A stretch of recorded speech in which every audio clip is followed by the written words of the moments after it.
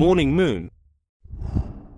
எல்லாருக்கும் வணக்கம். Morning Moon சேனலில் மறக்காமல் எல்லோரும் சப்ஸ்கிரைப் பண்ணுங்கள். நம்ம இப்போ பார்த்துட்டு இருக்கிறது வந்து பார்த்திங்கன்னா கத்தாரில் எக்ஸ்போ 2023 பற்றி நம்ம பார்க்க போகிறோம்.